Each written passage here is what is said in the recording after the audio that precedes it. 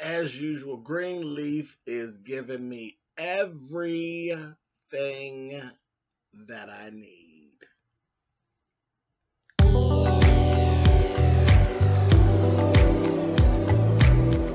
And I'm like, come on through, Cookie. I want to put my soapbox. That's basically it. Let's talk about drag in all its forms.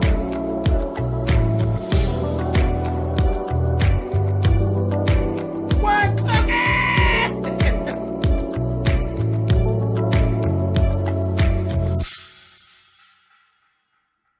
Hey guys, thanks so much for clicking on the video. This is my review for Season 3, Episode 2 of Greenleaf. This is the day 2 of their 2-day premiere for this season. And as I said, everything. It's not a 2-day premiere where it's one part is okay and the other part.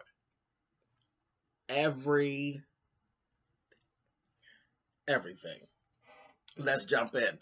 Now, Bishop got this little chip on his shoulder.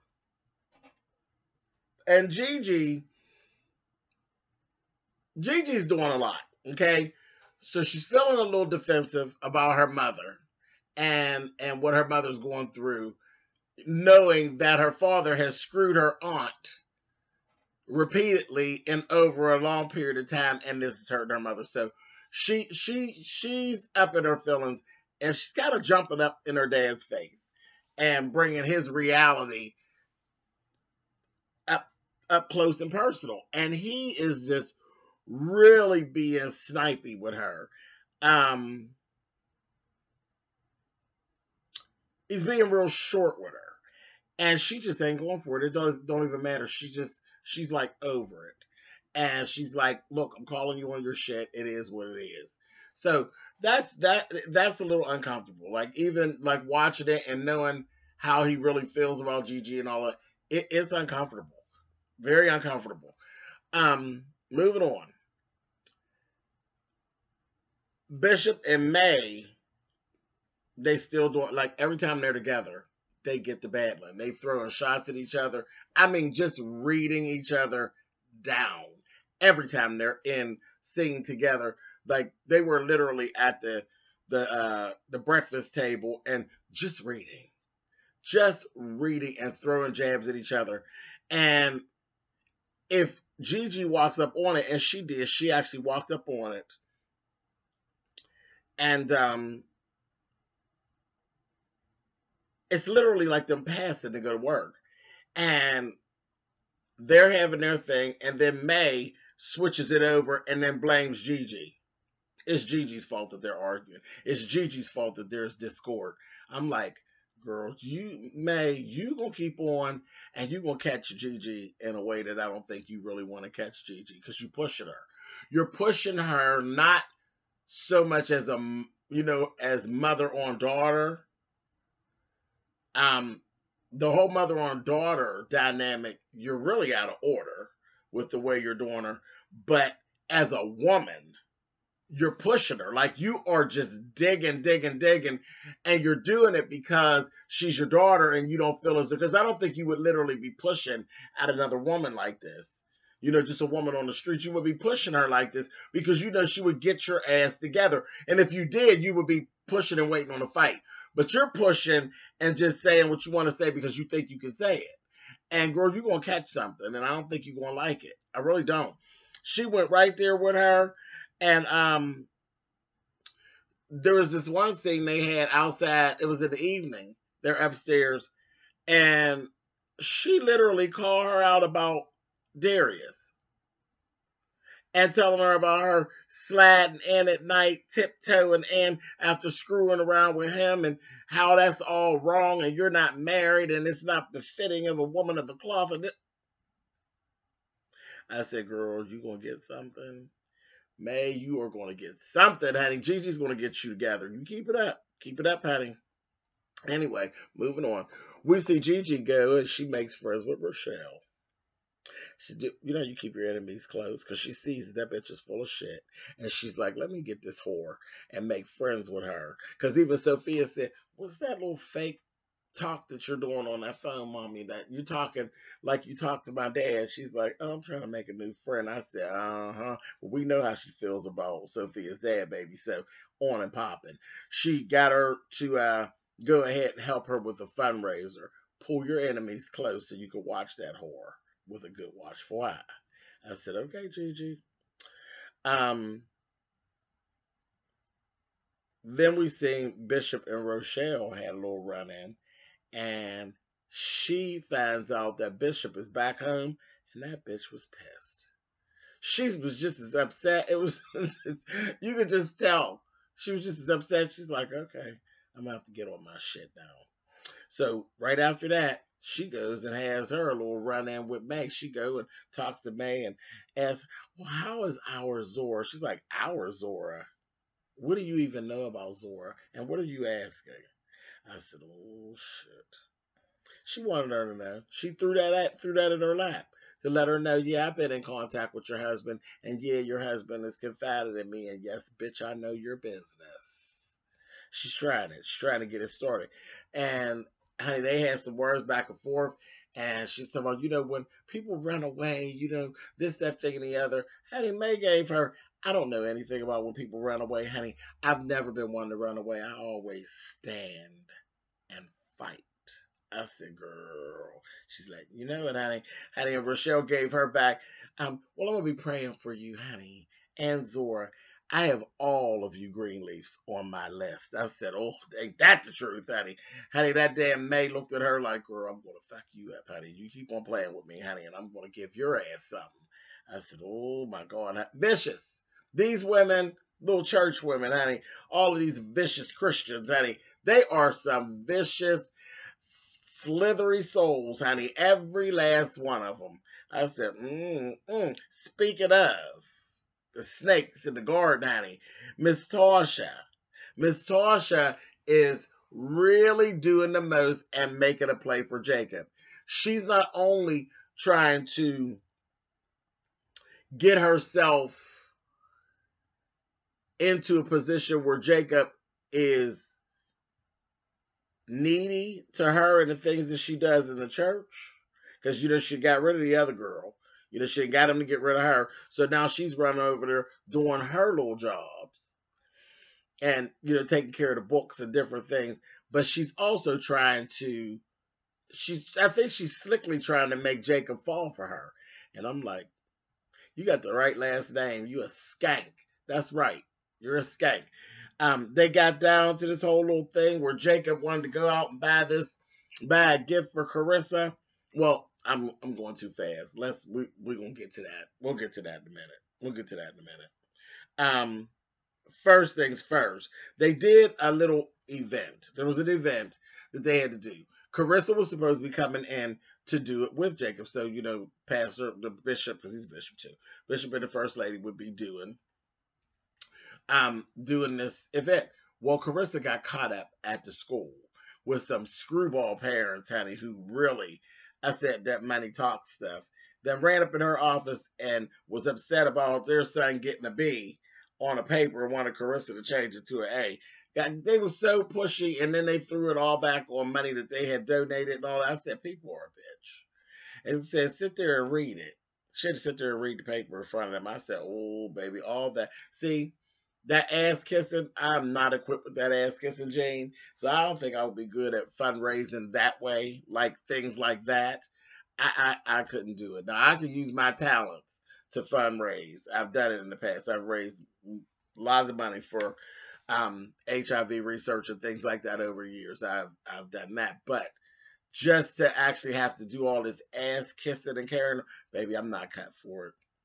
I am not cut from that cloth, baby. I'd have been and told them, if y'all don't take that paper and get out of here, I'll turn that paper sideways and give y'all paper cuts all across y'all's ass if y'all don't get the fuck on out of here, honey. I just couldn't with them. I could not, and you're not going to make me be dishonest. Look, if your boy writes a B paper, he writes a B paper. The motherfucker's a slacker. Now get on out of here.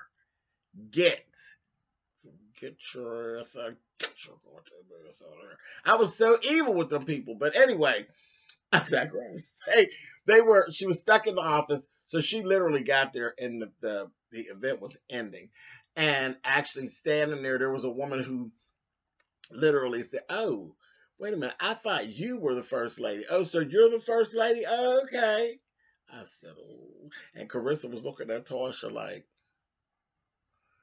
"Trying to get my parking space in my big hat, huh, bitch?" I said, "Girl, you better watch her. You had better watch her, Carissa." Anyway, later on, like I said, when I was running too fast, Carissa is at home. Jacob wanted to get a gift for Carissa. He was actually going through his computer looking at some clothes. And Tasha ended up coming in there and talking him into going to a jeweler that she likes to hang out at and getting her jewelry. So there was this really pretty necklace, a real different piece. And it just was a whole mess. They was drinking champagne. And it was like a little date, honey. It was a little date on the slide. And she tried it on, and he took a picture of her in his phone, which he had to end up hurrying up and deleting. I said, mm-hmm. And she had to try the necklace on and all. It was, you ain't slick, Tasha, bitch. You are not slick. I said, but Carissa's on it. Carissa, something in her crawl is telling her Tasha Skanks needs watching. Not only do you need to watch her, you need to stomp her, and it's going to come. And I'm so here for it. Snake. She's a snake in the grass, honey. Anyway, Charity and Kevin. Charity had actually come over to the house to talk to Carissa about Kevin and this whole thing with Kevin wanting to keep the baby for the 6 weeks that she's gone on tour. And she's just being ridiculous. She is being absolutely ridiculous. About, you have to work and this, that, thing, and the other. I mean, she had all these different excuses on why he shouldn't keep the baby for 6 weeks. Baby, he can get a babysitter just like you can. Just like you can. You're being ridiculous. Absolutely ridiculous. They went through all that. And Carissa basically sat there. She did not sit up and sat with Charity. She told her, you said yourself that Kevin was an excellent father. You said that yourself. I understand you got some feelings and you feeling some kind of way, but come on, girl, seriously? And Jabari's like pissed, because she keeps canceling dates and all that, and he's pissed. So I'm like, all right, cool. So they got all of that together. Ended up, she decides she's going to go ahead and she's going to let Kevin keep the baby. As he's let her know, I will sue you, Charity. Like, I'm not playing with you. I'll sue you. Because she has literally kept the baby from him. He hasn't seen the baby at all. So we get to the scene where she goes, she has the baby, she's all ready to go. She goes on over to the house, so she's getting ready to leave. She looked at the house, he showed her the whole house, showed her everything that he had for the baby and all the stuff that he had bought and all of this in his new apartment. Baby, right before she's getting ready to leave, she's holding the baby and she's getting ready to give the baby to him, and in the door walks Aaron. And Aaron used his key and let himself in. Oh, fucking shit, why did that happen? Baby, Charity looked and said, does he live here? And Kevin said, no, he does not live here. And Aaron's like, no, I'm just here to visit for a couple of days. And he's like, hey, man. And he went to reach for the honey. Charity took and grabbed her baby, honey, and gave them fuck y'all, honey, and took her baby and left. I said, oh, Lord. Took her baby and left. Called Jabari and told Jabari, listen, I ain't even coming. It is what it is, baby. I'm not coming. And she's like, this, that, and the other. She's going on. He's like all pissed off. And I told y'all before that I don't really like Jabari. Something about Jabari just ain't right. Jabari wants what Jabari wants, and that's it. Now, though, Charity is being ridiculous. She's being absolutely ridiculous. And she's really, really swole. She's really hurt behind this whole thing. She's hurt. And at the end of the day, she know her relationship with Jabari ain't like the relationship that she had that Kevin has with Aaron, and I think she's a bit jealous as well. So none of this is helping. None of this is helping. She is talking to Jabari and talking about, I still love you, want to be with you, and all of this kind of carried on, and I'm just going to get things figured out. That bitch was in the middle of talking. Jabari hung up right in her ear, honey. She was talking. He gave her a click up. I said, oh, bitch. He hung up. She said, Jabari. I said, oh, girl, mess. Pure mess.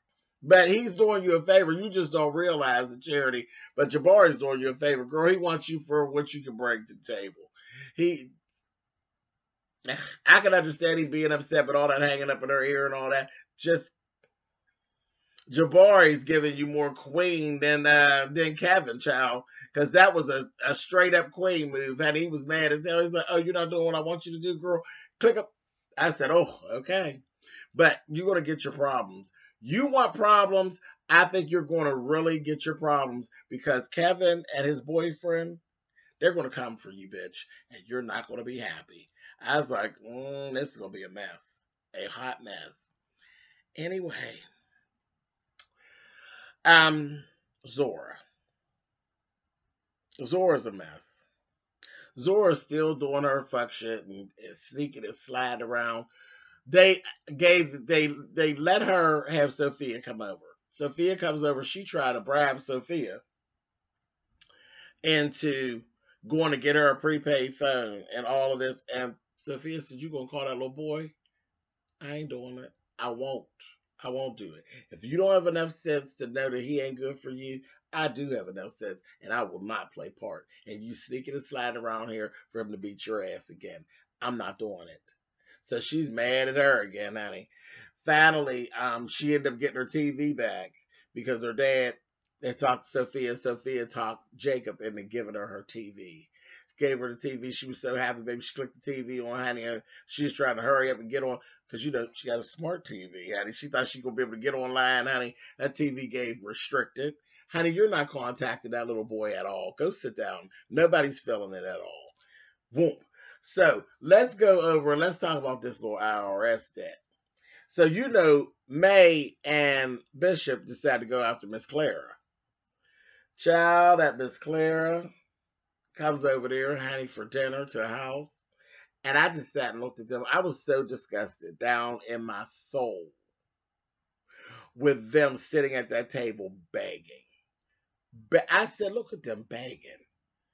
Begging like vagrants for $2 million of her lotto winnings. And she said, well, don't y'all have it? Why ain't y'all got it? She's going through all these different things and all of this. And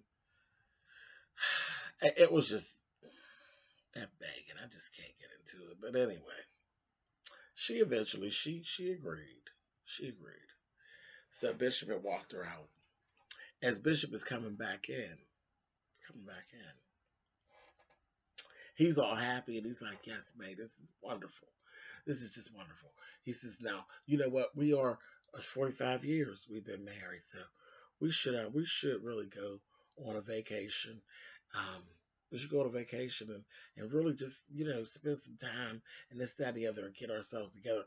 She was like, when were you with her?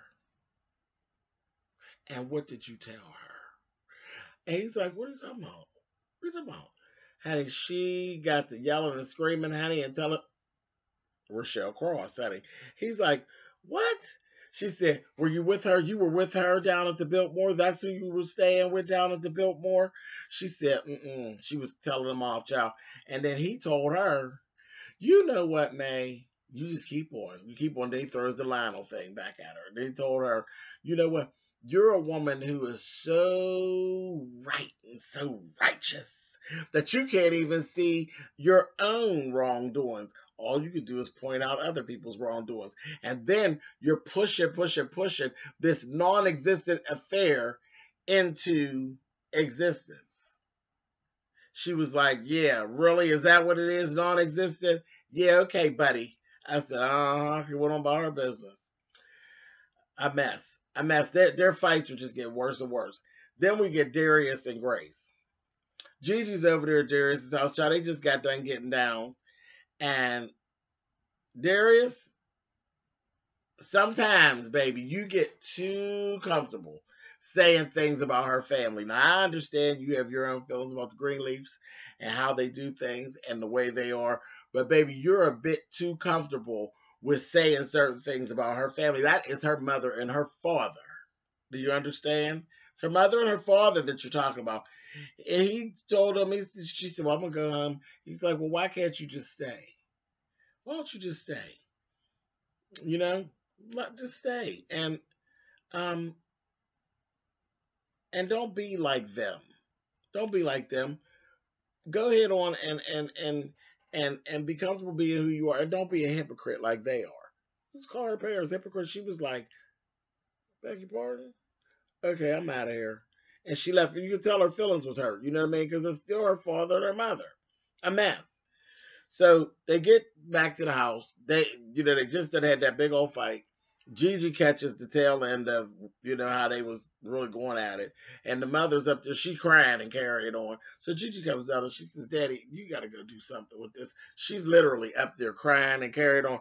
And he's looking at her. He's like, you know what? Why can't you just let it go? This, that, and the other, being all snipey with Gigi again. And Gigi's like, are you kidding me? Are you kidding me? She's up here crying and carrying on. You just slept with her sister, and now you trying to act like you don't want nobody to say nothing to you. Well, no, I'm not going to let it go. Should have had enough of the bullshit. Baby, he lit out there and cracked Gigi's face and told her, do you realize that your mama, who you think don't do no wrong, she had an affair with Lionel? Did you know that? Honey, Gigi gave.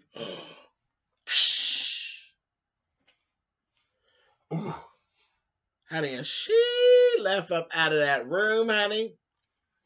She walked up to that room where her mother was, knocked on that door, opened that door, honey, and May was in there, get ready to get her shit started on Gigi. She's getting ready to go in on Gigi.